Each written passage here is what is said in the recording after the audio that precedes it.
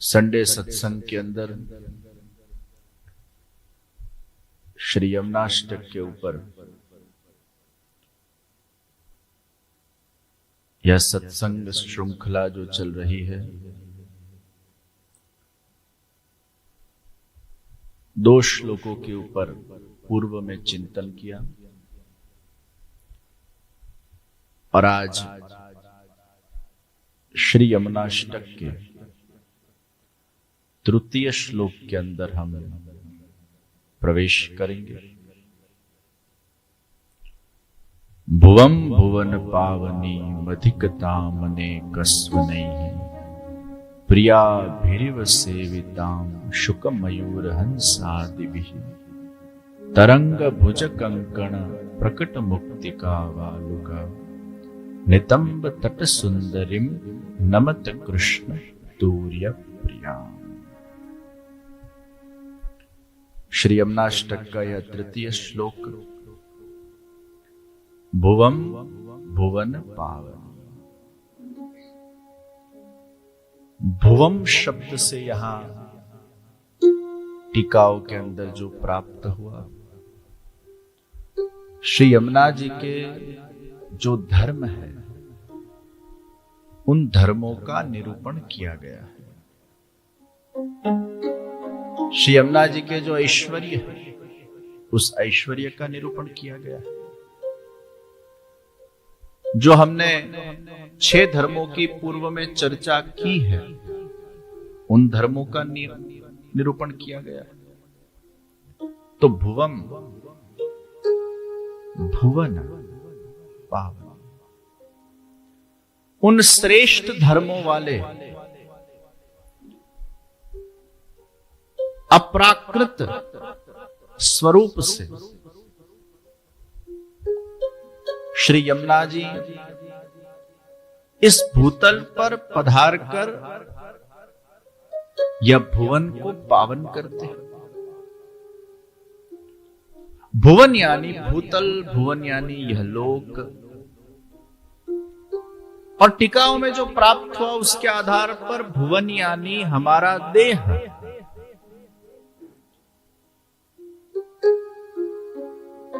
ये जगत भगवान का घर है। हम जो रहते हैं वो हमारा घर है और हमारा जो मूल स्वरूप परब्रह्म तत्व का जो अंश जीवात्मा, उसका जो घर ये शरीर भी वो हमारा भुवन है। मूल में तो हम ये शरीर रूपी घर में ही तो रहते हैं और इसलिए वो भजन में गाते हैं, हमारा घटमा विराजता श्रीनाथ जी यमुना जी श्री महाप्रभु जी। हृदय रूपी घर मां, हृदय रूपी मंदिर मां विराजता श्रीनाथ जी यमुना जी श्री महाप्रभु जी। कई लोग अधिकांश लोग को आपने देखा होगा जब सामूहिक यमुनाष्टक के पाठ करते हैं तो अशुद्ध बोलते हैं। क्या बोलते हैं? भुवन भुवन पावनी। भुवम भुवन पावन, वो लय में भुवन भुवन कर रहा।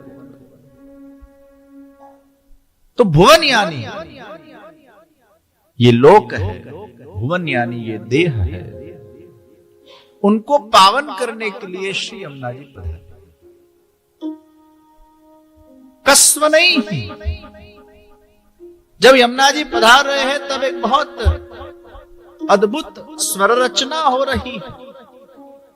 अकेले नहीं पधार रहे हैं। प्रियाभिर्व सेविताम शुक मयूर हंसादिभिः,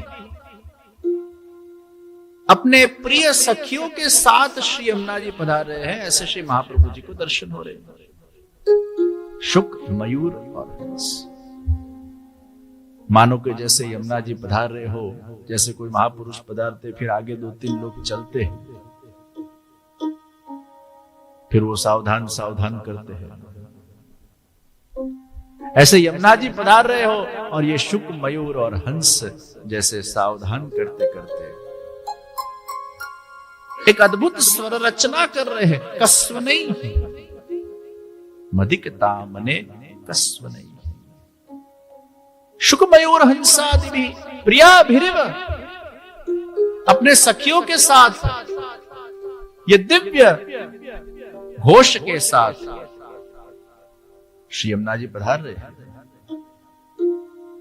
तरंग भुज कंकण प्रकट मुक्तिका वालुका।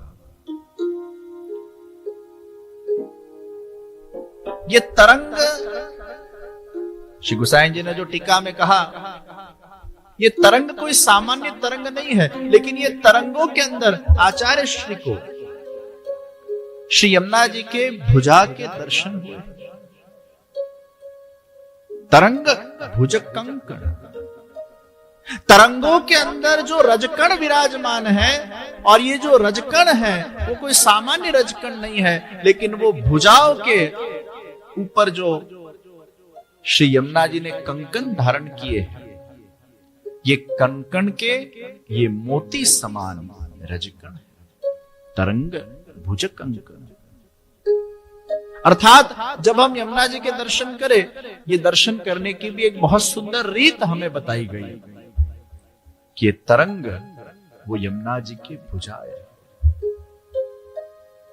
सहस्त्र भुजाओं के साथ, ये तरंगों के साथ श्री यमुना जी के दर्शन हो रहे हैं।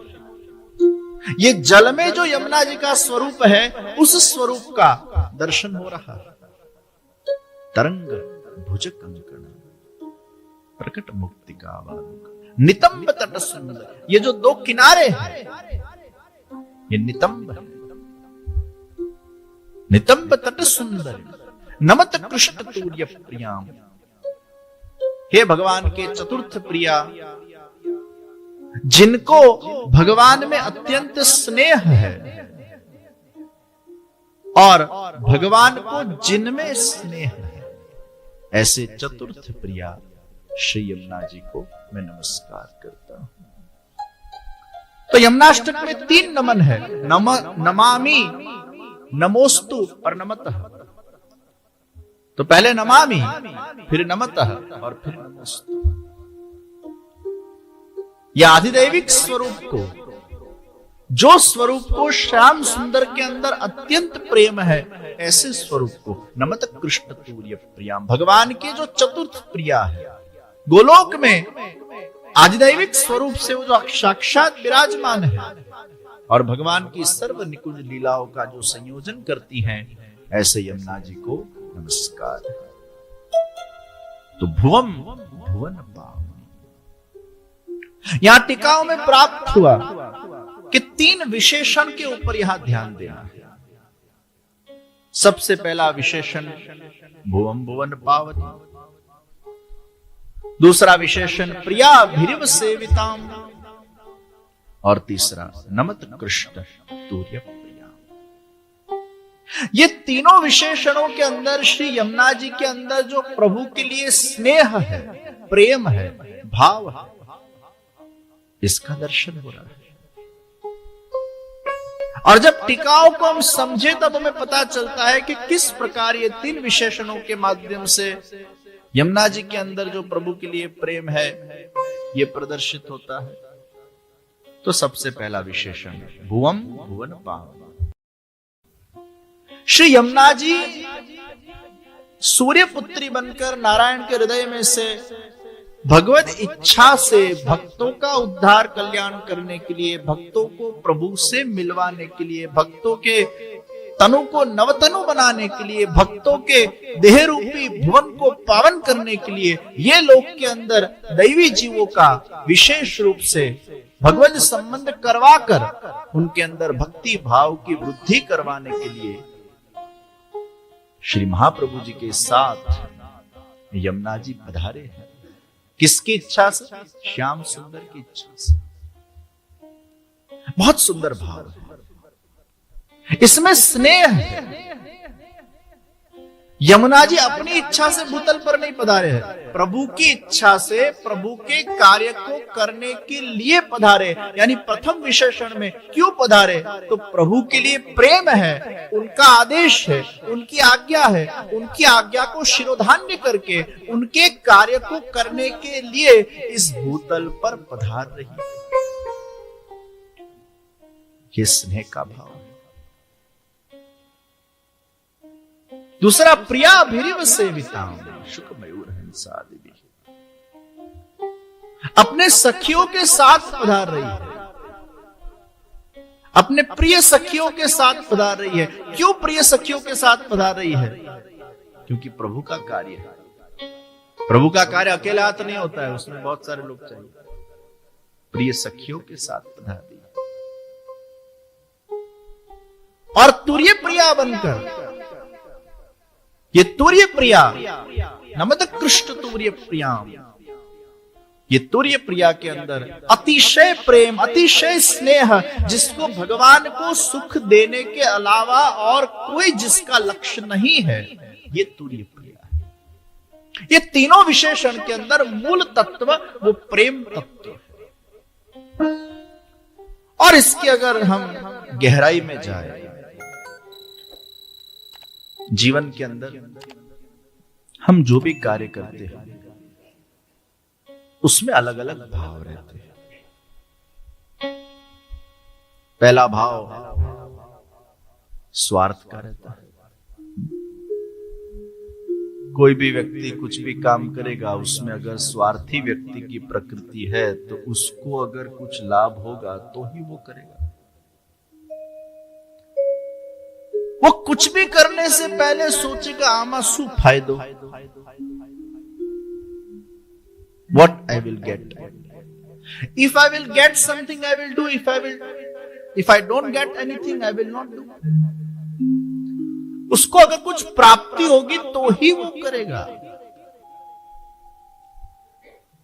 हर एक की एक प्रकृति है। अगर आपकी प्रकृति केवल मात्र आपका इसमें कुछ लाभ हो रहा है इसलिए आप वो कर रहे हो, अर्थात आपकी 100% पूर्ण स्वार्थी प्रकृति है, वो सेवा में भी स्वार्थ ही देखेगा।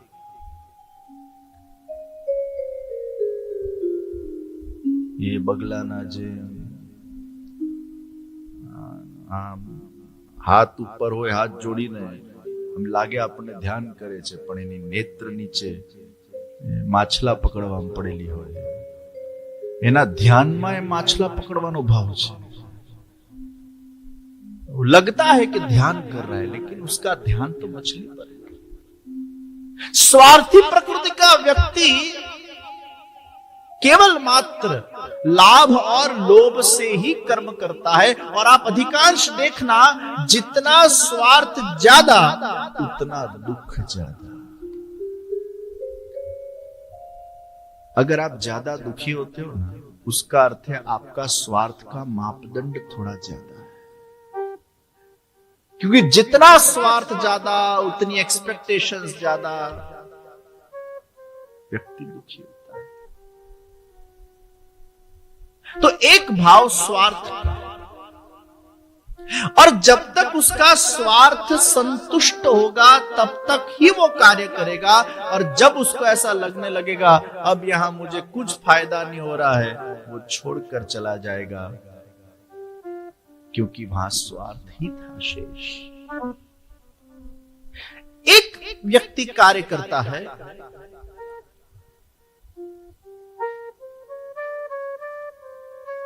पैशन से। कई लोगों का आपने देखा होगा हेल्पिंग नेचर होता है, हेल्प करना उनका स्वभाव। कोई गिर रहा होगा तुरंत उसको पकड़ लेंगे, उसको कहना नहीं पड़ेगा पकड़, क्योंकि वो किसी को गिरते देख नहीं सकता। किसी को अगर मदद की आवश्यकता होगी, वो भले अपने 2 पैसे बिगाड़ के भी, अपना समय व्यतीत कर कर भी, अपनी शक्ति का संचय कर कर भी दूसरे को सुख देने के लिए अपने आप को भी घिस लेगा और उसको मदद रूप हो जाएगा। क्योंकि हेल्प करना उसका नेचर है। उसने कॉन्शियस एफर्ट से कुछ नहीं किया, सहज उसने, क्योंकि मदद करना उसका स्वभाव है। कई लोगों का मदद करना स्वभाव होता है, हेल्पिंग नेचर होता है, और वो उसका पैशन है, उसको बस सेवा करनी पसंद है, किसी को मदद करना पसंद है। उस भावना से वो काम करता है। तीसरा होता है कि व्यक्ति कर्तव्यनिष्ठता से काम करता है। ये मेरी ड्यूटी है, मेरा कर्तव्य है, मुझे करना चाहिए, मैं नहीं करूंगा तो मुझे पाप लगेगा, ये तो मुझे करना ही पड़ेगा। एक फोर्स कर्तव्य निष्ठता है, करना ही चाहिए। अरे इमरजेंसी अर्जेंसी है, I have to do, this is my duty. और जब कोई व्यक्ति ड्यूटी परफॉर्म करता है तो हमारी बुद्धि उसको अप्रिशिएट करती है, वाह तूने अपने कर्तव्य को निभाया है, you have performed your duty, you have performed your job. बुद्धि उसको अप्रिशिएट करती है। एक कार्य व्यक्ति चूंकि वो कहीं जॉब कर रहा है तो वो जॉब कर रहा है इसलिए उसको करना ही पड़ेगा, ही और she has to do it, no option, I have to because I am doing a job. तो उसके माथे एक ऋण होता है कि मैं पैसा ले रहा हूं तो मुझे करना ही पड़ेगा, जो सैलराइड होते हैं।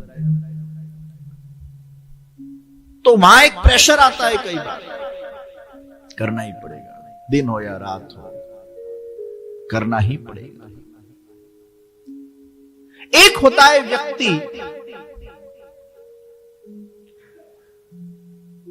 प्रेम भाव से कार्य करता है। आपको अगर प्रेम है तो फिर कहना नहीं पड़ेगा, हो जाएगा।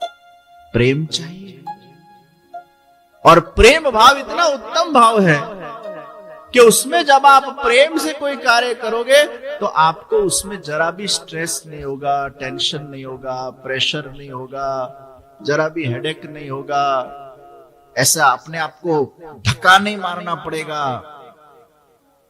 प्रेम से यह बहुत उत्तम प्रकार है। और ये प्रेम जब परमार्थ बन जाए, अर्थात परमात्मा के साथ वो प्रेम जुड़ जाए, परमात्मा के लिए हमारा लक्ष्य केंद्रित हो जाए, परमात्मा के संबंध से वो प्रेम सुगंधित हो जाए, ये अति उत्तम प्रकार है, तो उसको आनंद आएगा। अभी आप देखिए, आप जो भी कर्म करते हो, भले कितनी मेहनत कर रहे हो दिन रात, आनंद आता है कि नहीं आता है उसमें? कभी ऐसा लगता है कि दिन और रात आप बस ट्रेडमिल के ऊपर भाग रहे हो, भाग रहे हो, भाग रहे हो, एनर्जी कैलोरी आप जला रहे हो, पर उसमें अभी भी कुछ रस या आनंद की उपलब्धि नहीं हो रही। जब आपका कर्म परमात्मा के साथ जुड़ जाएगा, आपको वस्तु में, व्यक्ति में, विशेष में प्रेम हो और उसमें परमार्थ जुड़ जाए, परमात्मा जुड़ जाए, उसकी बात ही कुछ अनोखी।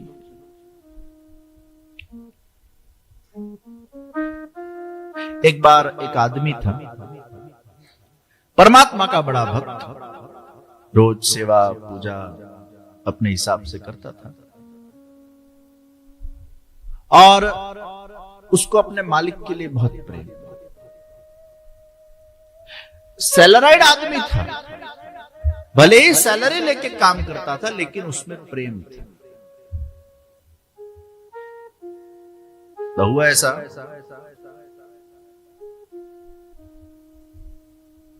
कि मालिक को एकदम उस पर प्रेम आ गया, तो उसने कह दिया कि भाई तेरी मैं तनख्वाह बढ़ा देता हूं। जिस दिन तनख्वाह बढ़ाई, उसको कहा कि तेरी तनख्वाह बढ़ गई, उसके चेहरे पर कोई रिएक्शन नहीं, शांत। 2-3 दिन हुए, फिर कहे बिना उसने 2-3 दिन की रजा ले ली, कहे बिना। तो मालिक को गुस्सा चढ़ा, अब इसकी वापस तनख्वाह काट लेता हूं। पहले वो बढ़ाई, फिर वापस एज इट इज कर दी। उसको कहा अब तेरी तनख्वाह जैसी थी वैसी तुझे मिलेगी, नो बढ़ोतरी, तो भी शांत रहा। मालिक के मन में कुतूहलता हुई, भाई बढ़ाए तो भी शांत, घटाए तो भी शांत, इसका कारण क्या है? तो उसने बताया कि आपने जब मेरी तनख्वाह बढ़ाई तब मेरे वहां एक बालक का जन्म हुआ था, तो मैंने सोचा ईश्वर बहुत दयालु है, कृपालु है, एक्स्ट्रा चाइल्ड दिया यानी उसने तनख्वाह बढ़ा दी। मैं तो ईश्वर का सच्चा भक्त हूं और आपके ऊपर भी मुझे बहुत प्रेम है कि आप जो करोगे मेरे अच्छे के लिए करोगे, चाहे कुछ भी करो। एक अंडरस्टैंडिंग डेवलप हो जाती है प्रेम में। फिर मालिक ने पूछा तेरी तनख्वाह काटी तब भी तू शांत क्यों रहा? वो वक्त मेरी मां मर गई।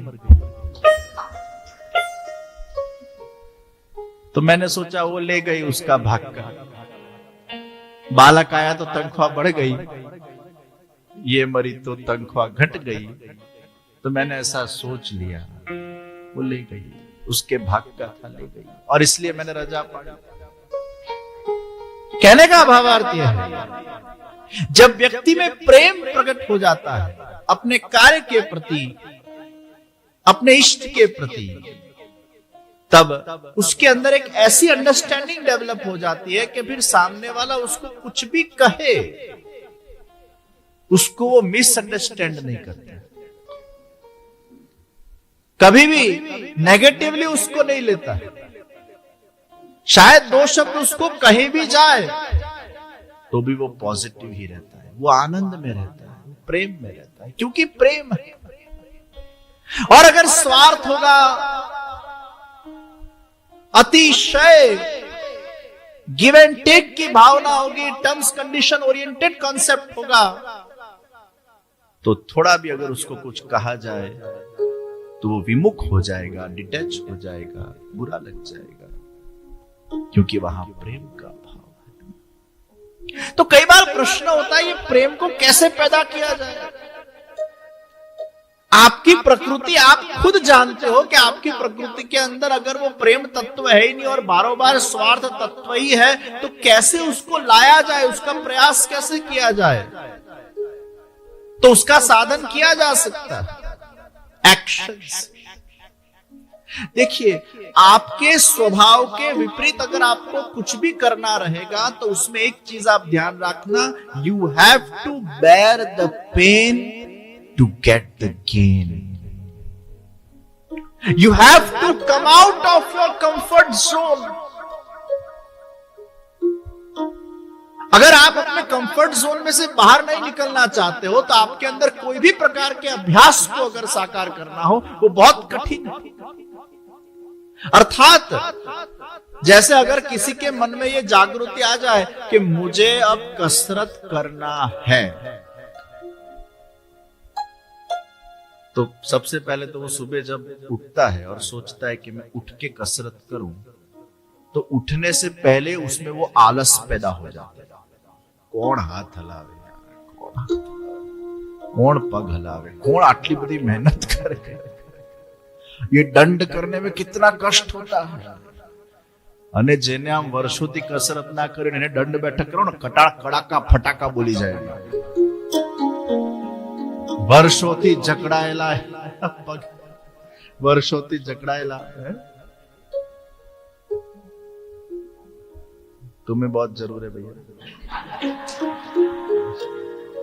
आ खाली वगाड़वाથી કે શરીર થોડું ઘટે, એને હલાવવું પડે આમ। और फिर कुछ અમુક વર્ષ થાય ને એટલે પછી આ પેટ બાબુ છે એ ખાસ એની ચરબી ઘટાડવી એટલે આમ નાકે દમ આવી જાય। બીજી બધી ચરબી ઘટાડવામાં વાંધો ના આવે, પણ આ એની ચરબી બહુ હેલ્ધી ચરબી હોય છે, આમ એવી આમ ગાઢ થઈ ગઈ હોય, પ્રગાઢ થઈ ગઈ હોય। એ પેટને ઘટાડવું એટલે પછી જાત જાતના પછી બધે સંશોધન કરવા બેસે। હવે આ કેવી રીતે ઘટાડવા? ગળાક પેલા બેલ્ટ લઈ આવે, શું લઈ આવે, ગમે તે રીતે આને ઘટાડો। पर ये वध्या पहला विचार्यु होत तो तब व्यक्ति किसी को उस वक्त कड़वाश का, पेन का अनुभव नहीं करना है, क्योंकि हम सब पेन से भागते, हम सबको हमारे कंफर्ट जोन में रहना है। उस कंफर्ट जोन के विपरीत हमें नहीं जाना है। ये हमारा स्वभाव है, ये मनुष्य का स्वभाव है, ये human psychology. We don't want to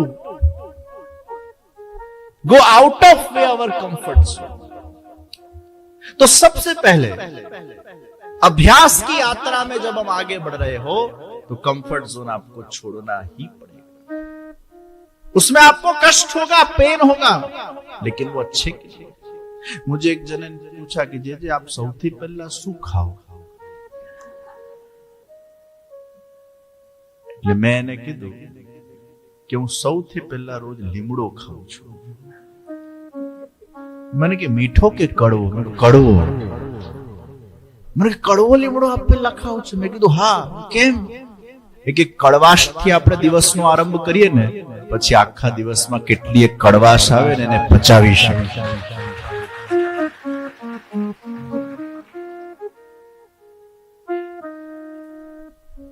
वो हमें लगेगा बिटर, लेकिन लांबा गाड़ामा इट इज वेरी स्वीटर। कोई भी बिटर चीज लंबे विजन से अगर आप देखोगे is very sweeter. Initially it is bitter, then it is sweeter. It gives you a sweet result, and initially what looks sweet, it gives you the bitter result. So what is bitter? It gives you sweet result. What is sweet? It gives you bitter result. और इसलिए हमें हमारे comfort zone से बाहर निकलना, उसका हम प्रयास। हमारे ये सब यूथ बैठे भी गया बता, इन लोगों का फ्राइडे का सत्संग होता है, यूथ का फ्राइडे नाइट। सबको खाता है, छोकरा हो तो बता रातना राजा हो। फिर इनको अब कहा गया फ्राइडे सत्संग बंद, अब सबको संडे सत्संग में जुड़ना है सुबह। तो एक कमेंट आया, आटला वेला उठीने कोण आवे छोकराओ? आज आया तो कि 12 वाग्या सुधी सुवानुं होय। अब अगर संडे सत्संग में आना है तो हमें हमारे कंफर्ट जोन में से थोड़ा बाजू पे हटना पड़ेगा। थोड़ा पेन होगा, थोड़ा पेन होगा, लेकिन उससे गेन कितना सारा होगा। आप एक संडे सत्संग 1.5 घंटे आ जाओ, यानी पूरे 7 दिन की आपको एक स्पिरिचुअल एनर्जी उसमें से प्राप्त हो जाती है। भले थोड़ा बिटर लगेगा, but it takes you to the sweeter. तो कंफर्ट जोन में से बाहर निकलना पड़ेगा। एक शेठ बहुत चिंगूस था, इतना चिंगूस, इतना चिंगूस। उसकी कंजूसाई इतने हद तक पहुंच गई कि अपने घर परिवार वालों को भी वो दुखी रखती, जरा भी खर्चा नहीं करता, डे टू डे नीड्स के लिए भी खर्चा नहीं करता। सब उसको छोड़कर भाग गया, अकेला हो गया और बीमार पड़ गया। एक संत उसके वहां आए और उसको कहा, भैया तुम्हारे सब रोगों का कारण ये तुम्हारी कंजूसाई। तो शेठ ने कहा, मैं करूं क्या? मेरी प्रकृति ऐसी है, मुझसे कुछ छूटता ही नहीं। आप याद रखना, जितना व्यक्ति लोभी हो जाता है उतना कंजूस हो जाता है। ऐसा नहीं है कि जो व्यक्ति पैसा नहीं देता वो कंजूस है, लेकिन जो संग्रह ज्यादा करता है, संग्रह वृत्ति वाला जो आदमी है वो लोभी है। तो फिर वो संत ने कहा कि भाई तुम्हारी कंजूसाई का कारण ही ये सब रोग है, मुझे कुछ उपाय बताओ। तो उसको कहा कि तुम रोज बाहर निकलकर पक्षियों को दाने दो। पक्षियों को दाने देने से मेरी सेहत अच्छी हो जाएगी। हाँ, अच्छी हो जाएगी, तुम ट्राई तो करो। और वो गया, रोज आधा घंटा पक्षियों के बीच में बिताता और दाने देता। और जब वो दाने बिखेरता और जब पक्षियां आके दाने खाते, उसको बहुत अच्छा लगता, फील गुड होता। कोई भी व्यक्ति जब भोजन कर रहा होता है तो हमें अच्छा फील होता है। फिर तब उसको मजा आने लगा, रोज गया, रोज बिखेरता गया दाने, पक्षियां खाते रहे, उसको देखता, खुश होने लगता। और धीरे धीरे करते करते करते ये अभ्यास से उसके अंदर देने की भावना प्रकट होने लगी। और जैसे जैसे देने की भावना प्रकट होने लगी, वैसे वैसे उसकी सेहत अच्छी होने लगी। उसने वो संत को कहा कि आपने कौन सी जड़ी बूटी मुझे दे दी, मैंने कुछ खाया नहीं, कुछ पिया नहीं, कोई दवाई नहीं ली, लेकिन मैंने केवल मात्र पक्षियों को दाने दिए, उसमें मेरी सेहत अच्छी हो गई। तेरे में देने की वृत्ति का अभाव था, और जब ये देने की वृत्ति तेरे में प्रकट हो गई, तेरा मन प्रसन्न होने लगा, और जैसे जैसे मन प्रसन्न होने लगा उसकी ऊर्जा पूरे शरीर में बहने लगी। मन प्रसन्न होना बहुत आवश्यक है। मन प्रसन्न तो देह भी प्रसन्न, मन अप्रसन्न तो देह भी अप्रसन्न। और ये प्रसन्नता का मूल वो प्रेम। प्रेम के बिना व्यक्ति प्रसन्न नहीं हो सकता है, प्रेम के बिना व्यक्ति आनंदित नहीं हो सकता है। और इसलिए श्री यमुना जी हमें सिखा रहे हैं, प्रभु के प्रति उनका स्नेह, उनका प्रेम, वो उनको भूतल पर लाए। भुवम भुवन पावन, ये भूतल पर यमुना जी पधारे प्रेम के लिए, प्रभु के लिए। उनका मेन आधार प्रेम है। और इसलिए हमारे हृदय में अगर प्रेम की उत्पत्ति करनी हो तो प्रेम और आनंद का जो भंडार है उसका सेवन करना पड़ेगा, उसका कीर्तन करना पड़ेगा, उसका ध्यान करना पड़ेगा, उसको हमारे अभ्यास में लाना पड़ेगा। और जैसे जैसे वो हमारे अभ्यास में आते जाएंगे, वैसे वैसे धीरे धीरे वो प्रेम की उत्पत्ति होने लगेगी, आनंद का अनुभव होने लगेगा। और इसलिए हरि नाम संकीर्तनम भगवद सेवा, ये परमात्मा के साथ हमें जोड़ते हैं। और परमात्मा के साथ जोड़ते हुए आपकी दिनचर्या के अंदर आपके कंफर्ट जोन को बाजू में रखते हुए कुछ कुछ अभ्यास आप करते जाइए। जैसे अगर आपकी स्वार्थी प्रकृति है और आपको हर एक विषय में स्वार्थ दिखता है, सेवा में भी स्वार्थ दिखता है, आप जब कोई जगह सेवा करने जाते हो तो मन में पहले अपने आप को 10 मिनट प्रोग्रामिंग कीजिए कि मैं यहां जाऊंगा, कोई भी एक्सपेक्टेशन के बिना जाऊंगा, मेरे स्वार्थ के लिए नहीं जाऊंगा, केवल मेरे प्रभु को प्रसन्न करने के लिए जाऊंगा। मैं इस जगह पर जाकर कोई भी आशा नहीं रखूंगा, बस मुझे केवल सेवा ही देनी है। ऐसे प्रोग्रामिंग करके आप जाइए, कठिन पड़ेगा, इतना वो सरल नहीं होता है अपने आप को मनाना, क्योंकि मन वो बालक है और एक बालक को मनाना बहुत कठिन काम होता है। लेकिन आप मनाते जाइए, कॉन्शियसली अपने आप को कहते जाइए। और ये अभ्यास आप जब करते जाओगे, आपको लगेगा थोड़े समय के बाद आपके अंदर स्वयं में परिवर्तन आ रहा है। लेकिन अभ्यास करने के लिए पहले consciously you have to make an awareness inside yourself. कई बार क्या होता है, उसका अवेयरनेस नहीं होता है। हमारे अंदर कई दोष होते हैं, कई दुर्गुण होते हैं, लेकिन उसके अभ्यास करने के पूर्व जो उसका अवेयरनेस हमारे अंदर चाहिए वही नहीं होता है। इसलिए अभ्यास और प्रैक्टिस हो नहीं पाती। तो भुवम भुवन पावनी मतिकतामने कस्वनेहि प्रियाभिनिव सेविताम शुकमयूर हंसादिवि तरंग भुज कंकण प्रकट मुक्तिका वालुका नितंब तट सुंदरिम नमत कृष्ण दूर्य प्रियाम। ये तृतीय श्लोक के ऊपर आज के चिंतन को, आज के सत्र को हम विराम देते हैं। और इसी श्लोक के ऊपर और आगे कुछ दिन विशेष और गहराई से हम चिंतन करेंगे। तो अगले रविवार पुनः इसी श्लोक के ऊपर आगे विस्तार करते हुए आज के सत्र को हम विराम देते हैं। बोलो श्री कृष्ण कन्हैया, श्री वल्लभाधीश श्री गिरिराज धरण की, श्री यमुने महारानी की, श्रीनाथ जी प्यारे की, श्री बाल कृष्ण लाल की, श्री गोसाई जी परम दयाल, श्री राधे